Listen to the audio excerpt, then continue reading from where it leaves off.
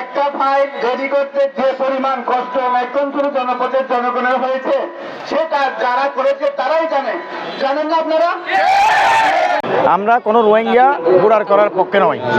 আমরা যারা বাংলাদেশি, যাদের মা বাবা বুড়া, তাদেরকে বুড়ার করার পক্ষে। এই দাবি নিয়ে আজকে আমরা এখানে আসছি।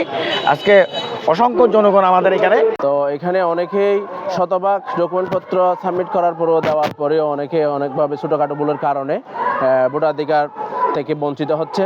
তাদের একটাই দাবি, আমরা নাগরিক, এই দেশের নাগরিক, এই উপজেলারই নাগরিক, আমরা আমাদের ভোটার অধিকার ফিরিয়ে পেতে চাই। আমার বাপ ভোটার, আমি ভোটার, আমার ছেলে ভোটার হবে না কেন? আমার দুটা ছেলে ভোটার বর্তমানে, তো আমার ছেলে আমার ছোট ছেলে হবে না কেন? আমি নির্বাচন কমিশনের কাছে জানতে চাইব, মানুষ এত কষ্ট করে তাদের চাহিদা মতো সমস্ত কাগজপত্র দেওয়ার পরেও কেন তারা বাতিল হলো এবং কেন তাদেরকে পেন্ডিংয়ে রাখা হলো? গণতান্ত্রিক অধিকার আছে, ওনাদের দাবি দাওয়া উত্থাপন করতে পারে, ওনারা মানববন্ধন করতে পারে। এই সময়ের মধ্যে ওনাদের কাছে চাহিদা ডকুমেন্টগুলো যদি ওনারা জমা দেন, আমরা পরবর্তীতে মে মাসের মাঝামাঝি সময়ে আমরা বিশেষ কমিটি একটা আবার শুনানি নেওয়ার সিদ্ধান্ত নেওয়া হয়েছে।